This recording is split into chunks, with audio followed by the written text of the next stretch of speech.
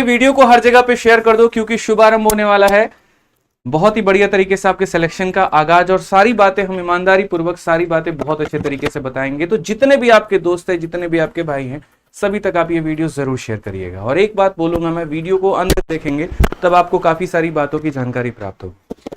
लेकिन आप लोगों ने अभी तक वीडियो को लाइक नहीं किया भाई, ये मजा नहीं आया। आप वीडियो को लाइक करिए, हर जगह पे शेयर करिए। मैंने कहा था ना, वीडियो के एंड तक बने रहिएगा, बहुत कुछ खास आप लोगों के लिए है, ठीक है। तो सबसे पहले देखो, जहां पर मेरी जो अपनी समझ है, जो मेरी अपनी पेपर निकालने की अपनी एक अनुभव है, ठीक है, जो मेरे टॉपर्स जो बच्चे हैं जो हर साल सिलेक्शन लेते हैं, अगर पिछली बार की बात करें तो काफी बच्चों का सिलेक्शन हुआ, ठीक है। मैथ्स हमसे पढ़ रहे थे, बाकी सब्जेक्ट कहीं और से भी पढ़ रहे थे, और बहुत अच्छा उनका मार्क्स भी आया है। अभी तो हालांकि फाइनल रिजल्ट घोषित नहीं हुआ है, तो मैं अभी बहुत ज्यादा बोलना नहीं चाहूंगा, मैंने रिजल्ट पहले दिखाई दिया था आपको ट्रेलर में, ठीक है। तो उनका सिलेक्शन हुआ तो किस आधार पर हुआ, या कोई भी बच्चा जो सेलेक्ट होता है उसकी रणनीति जनरली क्या होती है। तो सबसे पहला होता है कि आप अपने सिलेबस से गो थ्रू हो जाओ। आप ये देख लो कि आपके पाठ्यक्रम में आपको पढ़ना क्या है।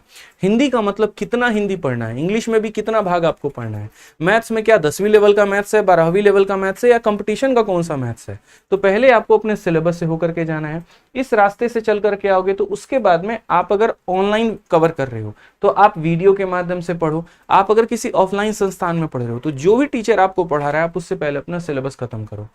अब 90% बच्चे की दिक्कत पता है क्या है, वो सिर्फ इसी को जन्म घुटी मानता है। अभी मैं बताऊंगा फेलियर होने के कारण भी क्या होते हैं, ठीक है। तो जो कायदे से जो स्टेप होता है वो तो यही होना चाहिए कि आप पहले वीडियो को देखिए। वीडियो कोई भी चैप्टर, जैसे मान लीजिए कि आपने परसेंटेज पढ़ लिया, तो प्रतिशत पढ़ने के बाद में उसके बाद में अगला कदम ये होना चाहिए कि आप प्रतिशत के सवालों की प्रैक्टिस करिए। लेकिन आज के समय दुनिया में सबको शॉर्टकट चाहिए, और शॉर्टकट के आधार पर वो ये सोचते हैं मेरी नौकरी लग जाए बस। तो शॉर्टकट से तो नहीं हो सकता यार। मैंने आपसे कहा ना कि आपके छोटे भाई और आप एक ही पेपर में बैठ रहे हो, ये मान करके चलो, ठीक है। तो आपकी नॉलेज चूंकि ज्यादा है, एक्सपीरियंस थोड़ा ज्यादा है, अनुभव थोड़ा ज्यादा है, कैलकुलेशंस आपके अच्छे हैं, तो नौकरी आप लेकर के जाएंगे। तो कहने के लिए ये 10वीं लेवल की परीक्षा है, लेकिन कहीं कहीं पर दूर दूर पर यहाँ पर कंपटीशन का जो स्टार्टिंग लाइन है वो सेम नहीं है, ये मान करके चलो। उसके बाद में प्रैक्टिस करने के बाद में तब आपको मॉक टेस्ट देना होता है। लेकिन दिक्कत ये है, सीजीएल वाले बच्चे मॉक टेस्ट को सीरियसली लेते हैं, और बाकी बच्चे जो कि एमटीएस की तैयारी कर रहे हैं या जीडी की तैयारी कर रहे हैं वो इसको बहुत ज्यादा सीरियसली नहीं लेते हैं। उन्हें लगता है ना मात्र खाली पढ़ने पढ़ने से हमारा सिलेक्शन हो जाएगा। मैं 100% बच्चों की बात नहीं कर रहा हूँ, 80 से 90% बच्चों की बात कर रहा हूँ मैं। तो यहाँ पर दिक्कत ये आती है, इस तक पहुंच ही नहीं पाते। इन्हें लगता है इतनी मेहनत करेंगे क्या, इतनी मेहनत करेंगे तो सीजीएल में सिलेक्शन क्यों ना ले, जीडी ही क्यों। बात सीजीएल, बात जीडी की नहीं है, बात एक प्रतिष्ठित सरकारी नौकरी की है। जीडी भी कोई हलवा नहीं है जितना आप हलवा समझते हैं। अगर आप इतना ही हलवा मानते हैं तो एक काम करिए, इस पेपर में बैठ करके देखिए, आपको आपका जो अंदाजा है वो पता चल जाएगा कि आपका सिलेक्शन होना है कि नहीं होना है। जो बच्चा 160 नंबर में 140 नंबर ला रहा है, या 153 अगर एसएसएफ की कट ऑफ गई है, तो 153 लाने वाले बच्चे की आप मानसिकता को समझिए कि वो कितना नंबर लेकर के आया, कितनी मेहनत उसने की होगी तब जाकर के स्कोर लाया होगा। तो जिनको अपने ऊपर में थोड़ा गुमान होगा, कुछ मत करना, एक मॉक टेस्ट दे करके देख लेना, आपको आपके लेवल का अंदाजा पता चल जाएगा, और उसी से आपको पता चल जाएगा कि किस पोस्ट के आप लायक हैं और कहां पर आपका सिलेक्शन होगा। तो कंपटीशन यहाँ भी आसान नहीं है जितना इसको माना जाता है। मतलब ऐसा लगता है जीडी का पेपर है, हलवा है, कोई नौकरी थोड़ी है, इसको इज्जत ही नहीं लोग देते, बहुत ज्यादा मानसिकता है, स्पेशली वो जो सीजीएल की तैयारी कर रहे हैं। बट मैं एक छोटी सी बात कहूंगा, चाहे एमटीएस का पेपर हो या इसका पेपर हो, भाई साहब हर किसी की अपनी पोस्ट की एक गरिमा है, हर किसी की अपनी इज्जत है, हर किसी में अपना एक लेवल का कंपटीशन है।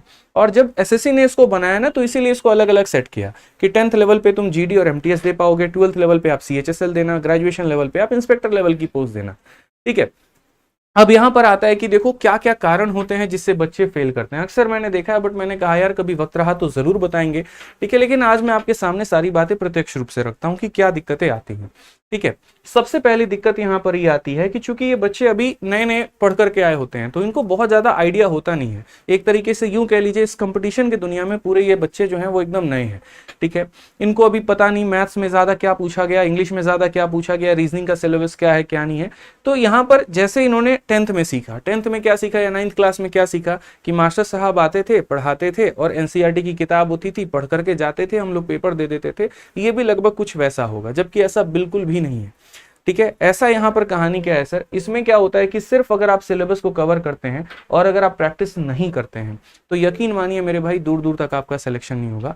और काफी एक ऐसा भारत का वर्ग है, लगभग 80% के करीब में, ठीक है, जो सिर्फ और सिर्फ वीडियो के भरोसे रहता है, मैराथन्स के भरोसे रहता है। मेरी खुद की क्लास में इतने सारे कमेंट आते, सर मैराथन लेकर के आइए, सर बैच लेकर के आइए, सर वीडियो बस देखना है। उन्हें ऐसा लगता है कि परसेंटेज की वीडियो देख ली तो इसका मतलब अथाह ज्ञान हो गया। ये बिल्कुल गलतफहमी में है। आप किसी भी सब्जेक्ट की अगर आप पढ़ाई कर रहे हैं तो आप अगर पढ़ाई कर रहे हैं तो साथ के साथ आप उसकी प्रैक्टिस भी करिए।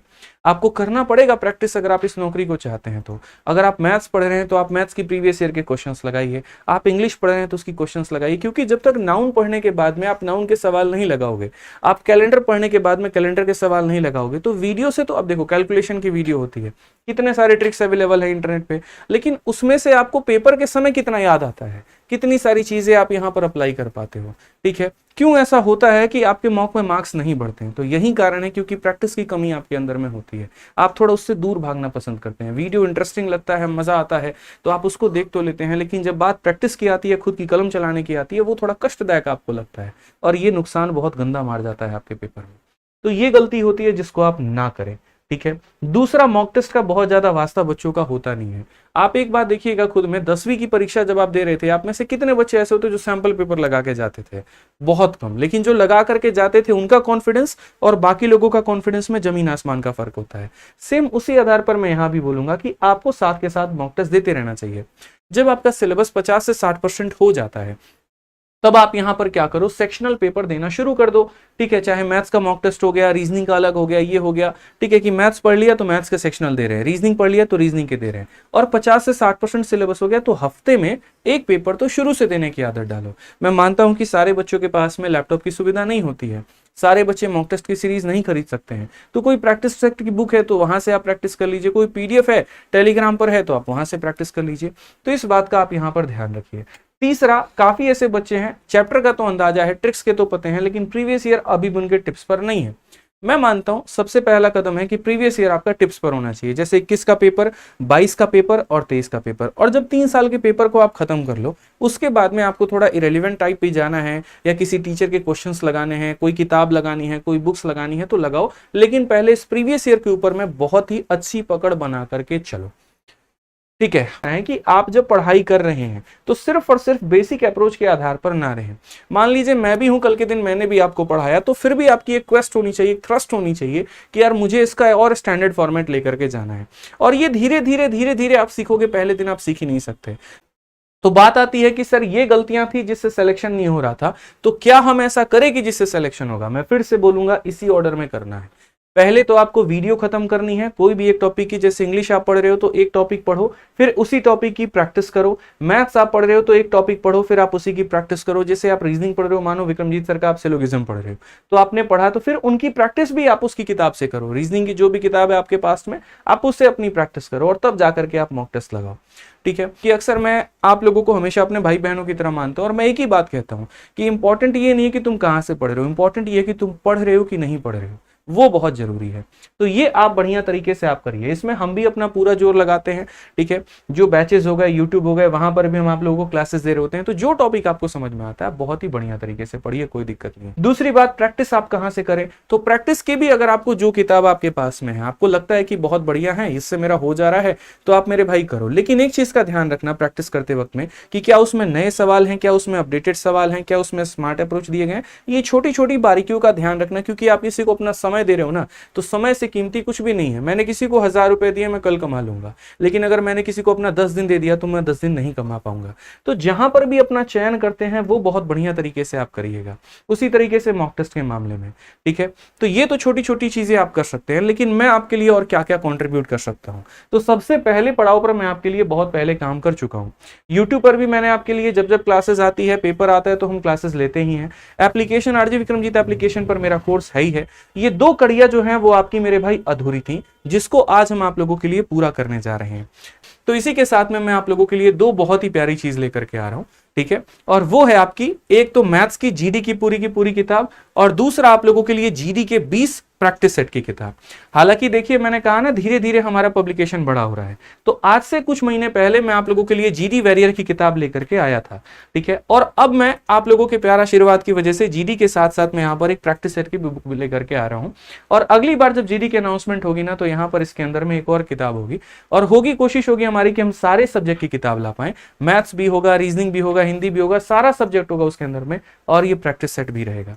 क्यों ऐसा मैंने किया? क्योंकि मैंने आपसे क्या कहा कि जो सबसे बड़ी कमी मैं बच्चों के अंदर में देखता हूं वो ये, वीडियो से तो मेरा कवर कर लेते हैं, वो मान लो मैंने यूट्यूब पर पढ़ाया, बैच में पढ़ाया, कर लेते हैं, लेकिन वो भी तो वही गलती कर रहे हैं प्रैक्टिस नहीं करके। तो वो प्रैक्टिस कहां से करेंगे? इसी का उपाय बनाने के लिए हमने ये 2 किताबें आपके लिए निकाली। ये जो किताब है, क्वेश्चन तो इसके अंदर में इंग्लिश और हिंदी दोनों में दिए गए हैं, लेकिन जो सॉल्यूशन है आपके यहाँ पर वो पूरा का पूरा हिंदी में है, ठीक है। ये किताब के अंदर में 2021, 2023 और 2024 के लगभग 1450 सवाल 20 अध्यायों में संकलित किया गया है। इसमें सबसे अच्छी बात मैं आपको बताऊं ना, तो ये टाइप वाइज कवरेज है। जैसे ये हमारा परसेंटेज हो गया, इसमें अलग अलग टाइप मैंने बना दिया है कि यार कोई भी स्टूडेंट है, अगर मानो कि आज कोई लेक्चर उसने देखा, उसके बाद में उसको आज के आज प्रैक्टिस करनी है, तो वो कैसे करेगा, ठीक है। तो ये हमने पूरा टाइप 1 बनाया, टाइप 2 बनाया, टाइप 3 बनाया, टाइप मतलब पूरी की पूरी ये किताब मैंने मैथ्स वाली जो है वो टाइप वाइज बना दी, ठीक है। अच्छा, एक चीज और, उसके बाद में मैंने यहां पर क्या किया कि जैसे मान लो कोई बच्चा, उसका सिलेबस कंप्लीट हो गया, उसको मॉक टेस्ट देना है, लेकिन सिर्फ और सिर्फ मैथ्स का देना है, तो यहां पर आप मैथ्स के मॉक टेस्ट दे सकते हो। और मैंने 20 चैप्टर के साथ में 10 मॉक टेस्ट भी इसके अंदर में डाले हैं, लेकिन वो सिर्फ मैथ्स के मॉक टेस्ट हैं, सारे सब्जेक्ट के नहीं है।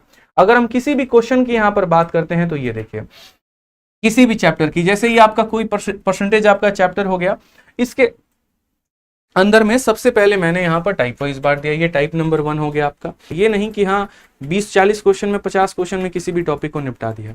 अब जैसे आप यहाँ देखो, इसमें 114 क्वेश्चन है, तो लगभग हर एक चैप्टर में मैंने 100 सवाल, 90 सवाल, 120, 140 इतने रखे हुए हैं। उसके बाद में जब मैंने सॉल्यूशंस भी लिखा है, तो उसके अंदर में भी मैंने मल्टीपल यहाँ पर जो है एक तरीके से सॉल्यूशन दिए हुए हैं। अब आप इसी तरीके से मैं आपको ये प्रैक्टिस सेट की बुक बताऊं, एक बार आप इसकी प्रैक्टिस सेट की भी किताब को देखिए, फिर मैं आपके सामने प्राइस रिवील करूंगा कि इसकी प्राइस की कीमत कितनी है।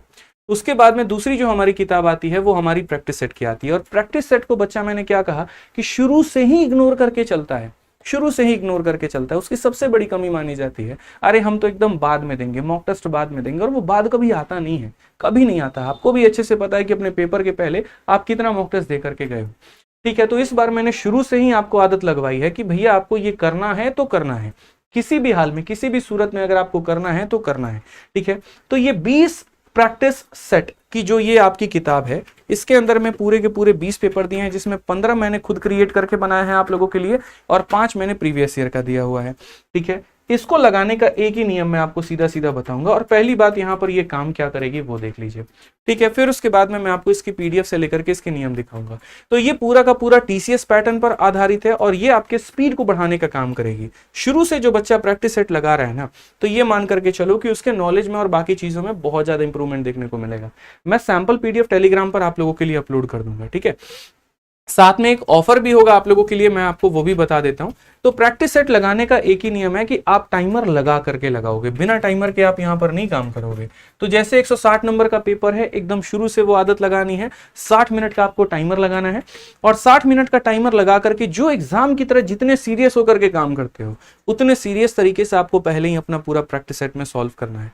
सॉल्व करने के बाद में 58 मिनट में अपने टाइमर को बंद कर देना, और टाइमर बंद करने के बाद में तब ये पूरा का पूरा मेरे भाई सॉल्यूशन देखना। तो अगर आप इंडिविजुअली मंगाओगे तो 199 का पड़ेगा, और दोनों को इकट्ठा मंगाओगे तो पड़ेगा। लिंक इसका डिस्क्रिप्शन में है, तो डिस्क्रिप्शन के लिंक पर क्लिक करके, या यहाँ पर पिन भी मैंने कर दिया, वहां से क्लिक करके आप मंगा सकते हो।